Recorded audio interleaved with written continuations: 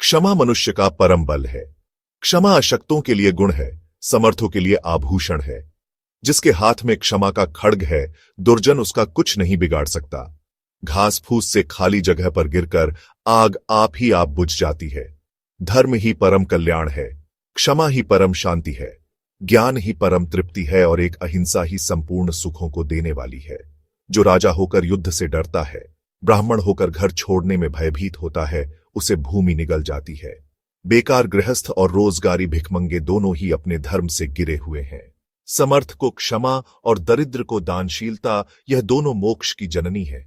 जो धनी होकर दान न करे और जो गरीब होकर तपस्या न करे, उसे गले में पत्थर बांधकर नदी में डूब जाना चाहिए। धन के दो अपव्यय हैं, एक तो अपात्र को देना और दूसरे सुपात्र को न देना। योगी सन्यासी और युद्ध में सम्मुख मारा जाने वाला क्षत्रिय, दोनों ब्रह्मलोक में जाते हैं। उपाय तीन प्रकार के होते हैं, उत्तम, मध्यम और अधम। पुरुष और कर्म भी तीन प्रकार के होते हैं, पराये धन का हरण करना, परस्त्री का सेवन करना और संबंधियों का त्याग करना। ये तीनों लोभ, काम और क्रोध से होते हैं, अतएव तीनों ही निंदनीय होते हैं। वरदान मिलना, राज्य मिलना और पुत्र होना, तीनों एक से हैं, परंतु इन तीनों से श्रेष्ठ है शत्रु को विपत्ति से बचा लेना। जो अपना भक्त हो, अपनी सेवा करता हो और मैं तुम्हारा भक्त हूं, इस प्रकार कहे, उसका त्याग कभी नहीं करना चाहिए। संपन्न के घर पर चार प्रकार के लोगों को रहना चाहिए, अपनी बिरादरी का बूढ़ा, दुखी, कुलीन, दरिद्र सखा और बिना पुत्र की बहिन। चार बातें तुरंत फल देने वाली हैं। देवताओं का ध्यान मनोरथ पूर्ण कर देता है। बुद्धिमानी के प्रताप से गूढ़ बात भी मालूम हो जाती है। विद्वान के विनय की लोग पूजा करते हैं और पाप के त्याग से अंतकरण में शांति आ जाती है। अग्निहोत्र, मौन, अध्ययन और यज्ञ यदि मान के लिए किए जाते हैं तो इनका फल विपरीत होता है। पिता, माता, अग्नि, आत्मा और गुरु, इन पांचों की सेवा प्रतिदिन करनी चाहिए। जो देवता, पितर, मनुष्य, भिक्षुक और अतिथि इन पांचों की नित्य पूजा करता है, वह पूजनीय होता है। जहां जहां तुम जाओगे, वहां वहां पांच प्रकार के लोग तुम्हारे साथ जाएंगे, मित्र, शत्रु, मध्यस्थ, सेव्य और सेवक। मनुष्यों को पांच इंद्रियां हैं, यदि एक में भी कोई दोष है तो उसके रास्ते से ज्ञान बह जाता है। 6 दोषों को अवश्य छोड़ देना चाहिए, अधिक निद्रा, तंद्रित रहना, भय, क्रोध, आलस्य और फिर कभी कर लूंगा यह भाव। इन 6 गुणों को कभी नहीं छोड़ना चाहिए, सत्य, दान, सावधानी, प्रेम, क्षमा और धैर्य। जिसके वश में काम, क्रोध, शोक, मोह, मद और मान, यह छहों रहते हैं, वह जितेंद्रिय है। गौ, नौकरी, खेती, स्त्री, विद्या और शूद्र के साथ संगति छहों के ऊपर बराबर दृष्टि न रखी जाए तो ये नष्ट हो जाते हैं। निरोगता, रणहीनता, स्वदेश में रहना, सत्संग, अनुकूल जीविका, भय रहित स्थान में रहना, ये 6 बातें संसार में सुख मानी जाती हैं। जो दूसरे की उन्नति नहीं देख सकते, संतोष नहीं करते, क्रोध करते हैं, किसी का विश्वास नहीं रखते और दूसरों के प्रारब्ध पर जीते हैं तथा दूसरों से घृणा करते हैं, वे दुखी ही रहते हैं। स्त्री, जुआ, शिकार, मद्यपान, कठोर वाणी, भयंकर दंड और काम, इन 7 दोषों को सर्वथा त्याग देना चाहिए।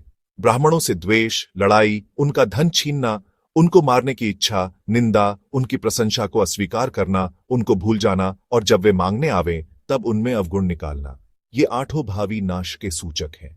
यह शरीर एक घर है, इसमें 9 द्वार हैं, 3 खंभे हैं, 5 साक्षी हैं और जीव निवास करता है। जो इनको पहचान लेता है वह तत्व को जान लेता है।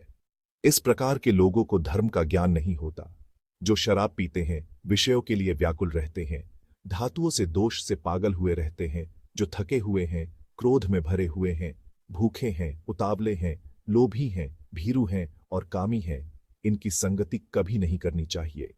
जो आपत्ति में व्यथित नहीं होता, सावधानी के साथ उद्योग करता रहता है, समय आने पर दुख भी सह लेता है, उसके शत्रु नष्ट हो जाते हैं।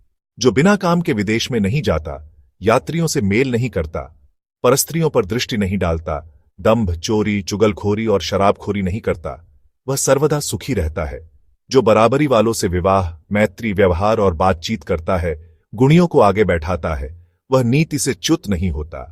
जो परिमित भोजन करता है और अपने से पहले आश्रितों को भोजन करा देता है, थोड़ा सोता है तथा काम बहुत करता है, मांगने पर शत्रुओं को भी देता है, उसकी हानि कोई नहीं कर सकता। जो अपने दुष्कर्म पर किसी के न जानने पर भी अपने आप ही लज्जित होता है, उसके दुष्कर्म छूट जाते हैं, उसे शांति मिलती है और वह अत्यंत तेजस्वी हो जाता है। विदुर ने आगे कहा, राजन, पांडव आपके ही बालक हैं। आपने ही उनका पालन पोषण किया है। आपकी ही गोद में खेलकर वे बड़े हुए हैं। आपने ही उन्हें सिखाया पढ़ाया है और वे आपकी आज्ञा का पालन भी करते हैं। उनका हक उन्हें दे दें, आपका हृदय शांत हो जाएगा। तीनों लोकों में आपकी प्रशंसा होगी, सब आपका सम्मान करेंगे। विदुर ने धृतराष्ट्र को धर्म की दृष्टि से, शासन की दृष्टि से और हर प्रकार से समझाते हुए कहा है, आप पांडवों के साथ न्याय कीजिए। अपने पुत्रों का पक्षपात करना ठीक नहीं है। मैं आपको एक प्राचीन इतिहास सुनाता हूं। आप देखेंगे कि न्याय करने से हर तरह से कल्याण ही होता है। पुराने जमाने में एक केशिनी नाम की कन्या थी। भक्तराज प्रहलाद के पुत्र विरोचन ने उससे कहा कि तुम मुझे वरण कर लो। उसने पूछा, विरोचन, ब्राह्मण श्रेष्ठ हैं अथवा दैत्य? विरोचन ने कहा, दैत्य ही श्रेष्ठ हैं। केशिनी ने कहा, कल प्रातःकाल सुधन्वा आएंगे, उन्हें देखकर मैं निश्चय करूंगी। दूसरे दिन सुधन्वा आए। विरोचन ने उन्हें बैठने के लिए अपने आसन की ओर इशारा किया। उन्होंने केवल स्पर्श कर लिया। बात ही बात में दोनों में विवाद छिड़ गया कि ब्राह्मण श्रेष्ठ हैं या दैत्य। प्राणों की बाजी लगी और निर्णायक चुने गए विरोचन के पिता प्रहलाद। जब दोनों प्रहलाद के पास पहुंचे और प्रहलाद ने सुधन्वा से पूछा कि अनुचित न्याय करने वाले को क्या दंड मिलता है, तब सुधन्वा ने कहा, सौत वाली स्त्री को जो वेदना होती है, जुए में हारे हुए और बोझ से पीड़ित पुरुष को जो पीड़ा होती है, निकलने के लिए छटपटाते हुए कैदी और द्वार के बाहर पड़े हुए भूखे को जो दुख मिलता है, वही दुख झूठे गवाह और अन्यायपूर्ण निर्णय करने वाले को मिलता है। स्वार्थवश झूठ बोलने वाले स्वयं तो नरकों में जाते ही हैं, उनकी पीढ़ियां भी नरकगामिनी होती हैं। झूठ बोलने वालों का सर्वनाश हो जाता है। सुधन्वा की शास्त्र सम्मत बात सुनकर प्रहलाद ने कहा, विरोचन, सुधन्वा के पिता अंगिरा मुझसे श्रेष्ठ हैं। सुधन्वा की माता तुम्हारी माता से श्रेष्ठ हैं और सुधन्वा तुमसे श्रेष्ठ हैं। इस विवाद में तुम सुधन्वा से हार गए। तुम्हारे प्राण सुधन्वा के हाथ में हैं। विरोचन से यों कहकर प्रहलाद ने सुधन्वा से कहा, ब्राह्मण, मैं चाहता हूं कि आप मेरे पुत्र को प्राणदान करें। सुधन्वा ने कहा, दैत्यराज, तुमने धर्म का पक्ष लेकर सत्य बात कही है, पुत्र का पक्ष लेकर झूठ नहीं कहा है। इससे प्रसन्न होकर मैं तुम्हें तुम्हारा पुत्र दान करता हूं। मैंने विरोचन को छोड़ दिया। अब केशिनी के साथ विवाह भी यहीं करें। विदुर ने कहा, महाराज, आप भी प्रहलाद की भांति ही उचित न्याय की और भूमि के लालच से झूठ न बोलें। यदि आप पक्षपात करेंगे तो आपका सर्वनाश हो जाएगा। विदुर ने और भी बहुत प्रकार से समझाया। धृतराष्ट्र पूछते रहे और विदुर उनको उत्तर देते रहे। धृतराष्ट्र ने अंत में कहा, विदुर, तुम मुझे सर्वदा यही उपदेश दिया करते हो और ठीक ही देते हो। मैं भी तो यही कहता हूं और करना भी यही चाहता हूं। पांडवों के बारे में धर्म संगत निश्चय भी करता हूं, परंतु दुर्योधन के सामने आने पर सभी बातें बदल जाती हैं। अब जो होने वाला है 100 होकर रहेगा। मुझे अपने उद्योग से कोई आशा नहीं है। यदि कुछ और उपदेश करना बाकी हो तो यह भी मुझे सुनाओ।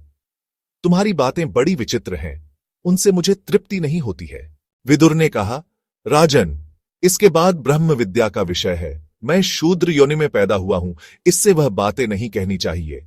महर्षि सनत सुजात ही उस सिद्धांत को कह सकते हैं, इसलिए आप उन्हीं के मुख से सुनिए। धृतराष्ट्र ने कहा, क्या मेरे ऐसे भाग्य हैं कि मैं इसी शरीर से उनके दर्शन कर सकूं? विदुर ने सनत सुजात का ध्यान किया और वे उसी समय वहां उपस्थित हो गए। विदुर ने उन्हें ऊंचे आसन पर बैठाकर उनको विधिपूर्वक पूजा और प्रार्थना की कि धृतराष्ट्र के मन में एक ऐसी शंका है जिसका समाधान करने का मुझे अधिकार नहीं है। ये संपूर्ण दुखों से, संपूर्ण द्वंद्वों से सर्वदा के लिए छुटकारा पा जाए, ऐसा उपदेश कीजिए। धृतराष्ट्र ने भी महर्षि सनत सुजात से विदुर की बातों का समर्थन करते हुए मृत्यु का रहस्य पूछा। सनत सुजात ने विदुर की प्रार्थना से धृतराष्ट्र को संपूर्ण ब्रह्मज्ञान का उपदेश किया और मृत्यु का रहस्य बतलाया। महाभारत उद्योग पर्व का वह अंश बड़ा ही महत्वपूर्ण है। अध्यात्म जिज्ञासुओं के लिए उसका स्वाध्याय बहुत ही उपयोगी है। बात करते करते वह रात बीत गई और प्रातःकाल होने पर सब लोग नित्य कृत्य से निवृत्त होकर संजय के द्वारा युधिष्ठिर का संदेश सुनने के लिए सभा में गए।